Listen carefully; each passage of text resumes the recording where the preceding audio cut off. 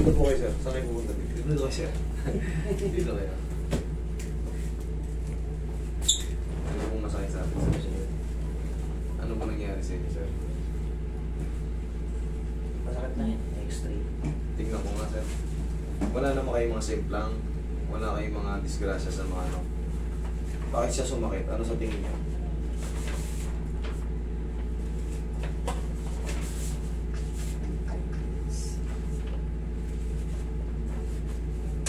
Alam niyo kung ano yung problema niyo, sir? Ayan, itong L4L5 niyo. Kung mapapansin niyo yung guwit. Pagdating dito, gumanon siya.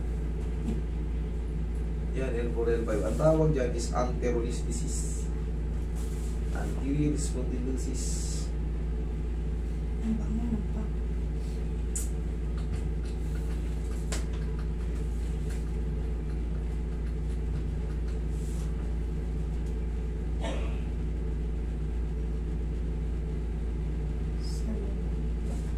Yan, itong problema ni sir. Mabilis naman makita eh. Tingnan nyo yung pagkakasunod-sunod ng ano.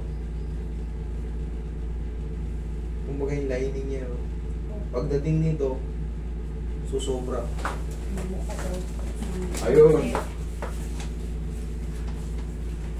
Sabi nito, bumika ng konti. Makaka-apekto kasi yan. Ayan, tingnan mo. Tingnan mo yung panting niya. Tingnan mo.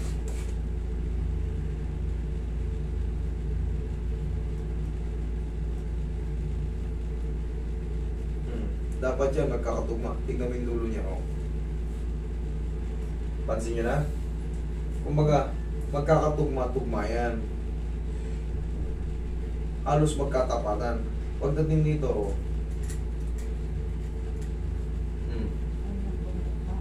Bumuka. Gumanon siya. Dapat yan, yun. Tapos, syempre, ikaw, makakaramdam ka ngayon ng pangangawit ng balakang. Kirot. Tapos, magtutuloy pa yan pag ganito sa puwet. Pagka na-over kang upo, na-over kang tayo. Minsan nga sa paghiga, hindi ka kagad makabangon kasi parang kumakalso siya. Parang lalaki yung balakang nyo. Pag may ganyan kayo. Tapos, eto, ilang taon na kayo, sir? 54. 54, bata pa pala kayo. Wala pa kayong 60. Abangan nyo pa yun pag nag-60 kayo. Kumbaga pag pumasok kayo sa senior citizen age, talaga mas makakaramdam si sir ng mga ano. Kumbaga, sign of aging, mararamdaman nyo yun eh. Kumbaga, may mga kilos kayo na tumayo ka lang sa, yung bigla mong tayo na gano'n. Masakit. Para kang ano. Parang yung may mga ganitong kaso, mas mabilis kang, parang feeling mo, ang bilis mong pumunta. Palagi kang binabalakang. Sir, bibili kayo ng ano nito, sir? Anong pag gano'n? Oo. Tawag doon. Yun ang ano, panuportan nyo dyan sa balakang nyo. Lalo kung nagmumotor-motor kayo, Yan, ang trabaho niya, nagmumotor. makakaldag-kaldag kayo, hindi advisable yung malakas na. Lalo kung Nagbabasketball po siya. lalo kung ano tawag ito, na natapat kayo sa lubak, mararamdaman nyo naman yun eh. Pag nakatag kayo, parang feeling mo may kumuryente na iiwasan nyo sir pag alam nyo lubak-lubak na yung daan, pag alam nyo yung lubak-lubak ng daan, ikalma nyo yung motor nyo, kumbaga dahan-dahan para hindi kayo makaldag. Okay lang kayo sir? Okay lang po kayo? Kailangan po natin i-explain sa inyo yung mga bagay-bagay na yun para maintindihan nyo kung ano yung nangyayari sa inyo.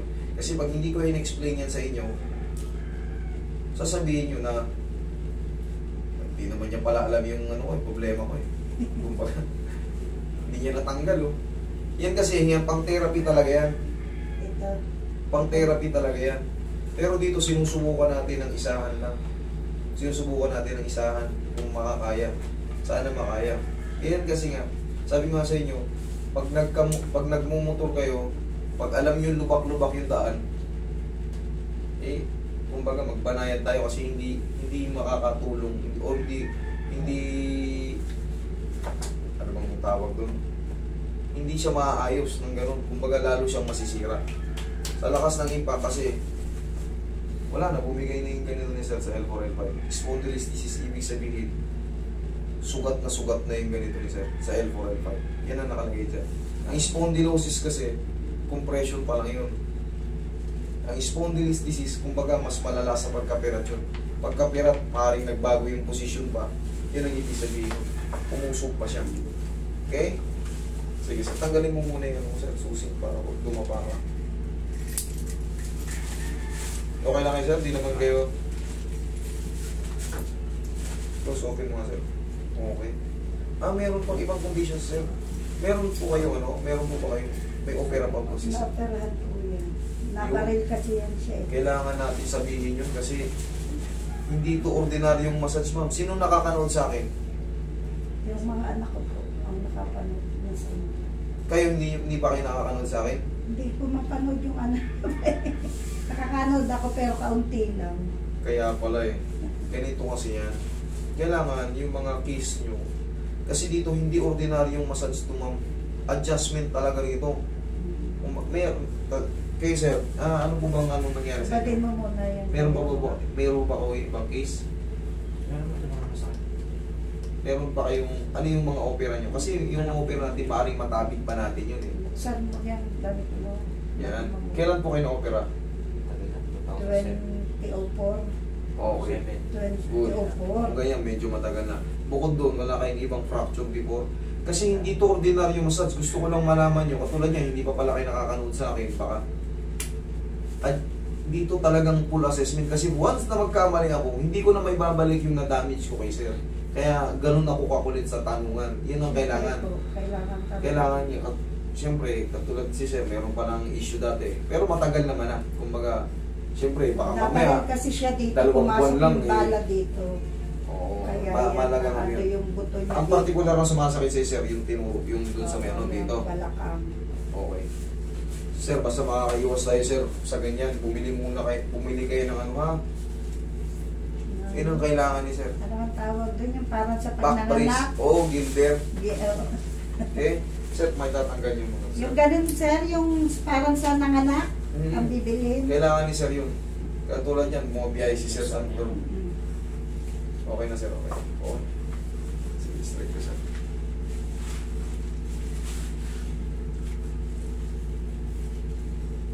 Mas malaking tip kasi sa inyo pagka may idea na kayo sa pupuntahan nyo. Yung pong anak ko, ang follower ninyo. Kaya nga, yung anak Dalawa nyo, kong anak. o yung anak nyo, kaya niyang yan, kumbaga, sige tayo ron, kaanong kaya niyan yan. Pero siyempre, mas maganda, alam nyo rin kung ano yung pupuntahan nyo para hindi kayo magulat. Kasi dito, makulit ako sa ano. Yung iba na i-edit ko. Dito, paulit-ulit yung tanong ko kasi nga, for your safety rin. Baka may opera kayo sa spine, hindi nyo pa nasabi. Tinitik ko yung spine nyo, na-double, nabasag lalo. Wala, hindi ko na may balik yun, lumpo na kayo. Tayo. Yun ang ano natin. Para sa inyong kabutihan. Iyo. Bali mo yung shoes mo, higa kang patagilid. Sige sir, higa kang patagilid sir. Tagilid po.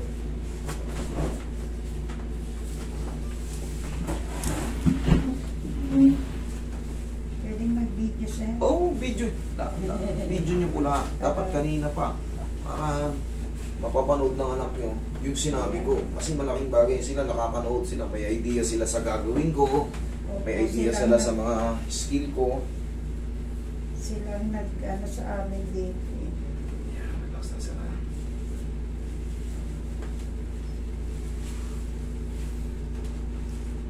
Relax lang po.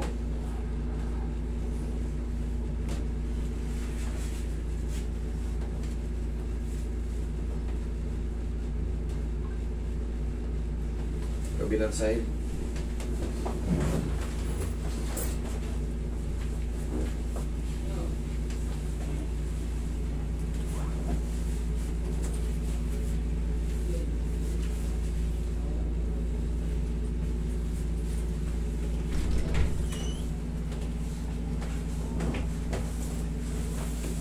Ayun. Ano pre? Ano nangyari? Pulis? Sabihin mo lang, mga pinsan ako.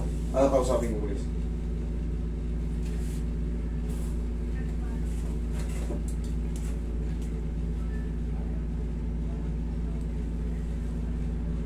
Sige. Dali. Nandun na sa police station?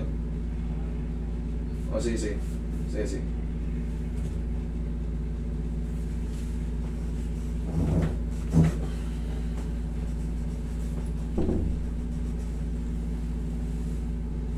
Tapa kayo, sir.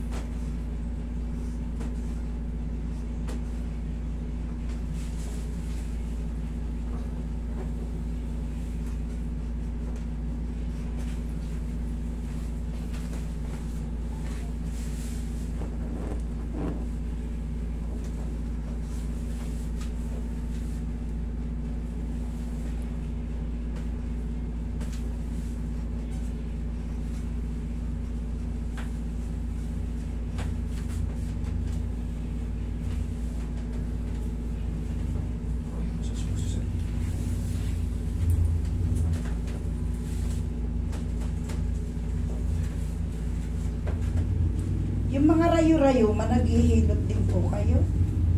Madali lang po yung mga rayo-rayuma. Kahit Oo. sarili.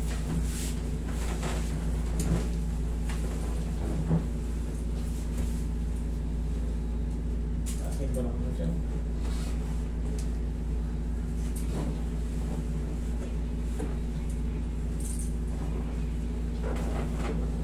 Tapos lang. Inhale. Exhale. Tsaka yung arthritis, mga kakambal na natin yan. Hindi na tayo makakatakas yan kasi wala. Ito na yung nature natin eh. Kakain tayo at kakain. Hindi natin, wala nakaka-perfect ng ng palaging gulay, matabang pagkain, wala. Hindi na uso. Hindi na uso yung mag-reduce. Talagang hindi natin mapiperfect. Alam pre, papahinga tayo. Kahit pa paano sir kanina natin.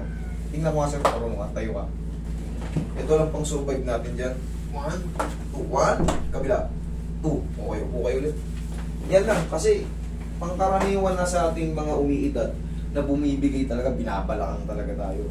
Mas mabilis lang siyang mag-trigger. Tandaan nyo, mas mabilis lang siyang mag-trigger pag nakakabuhat tayo ng mabigat tapos palagi tayong nasasaldak. Kasi ano natin, shock absorber natin ng balakang. Tandaan niya, shock absorber natin yan. Pag tumalon tayo, pag tumayo tayo, pag nagbuhat tayo, balakang ang gagamitin natin. Isipin nyo, wala tayong balakang, hindi tayo makakatayo. Ngayon, para matipensahan yan, kahit pa paano, siyempre, iba na yung itsura ng ni sir. Iba na. Sinabi na rin sa inyo ng doktor yun. Lalagyan na natin si sir ng kahit pa paano. Pero pag matutulog siya, tanggalin niyo. Para lang siyang yung sa buntis, di ba? Kumbaga brace dito, pansamantala. Para hindi siya masyadong aalog. Correct. Kasi siyempre, hindi dito sa atin sa Pilipinas, maraming lubak. Totoo lang, ang laking epekto no. Pag nakaldag ka, parang may grumaw sa balakang mo, parang may... Si sir nakakaramdam yan. Alam naman ni sir yan, yung kaldag na yun. May kumikitip-kutip sa balakang.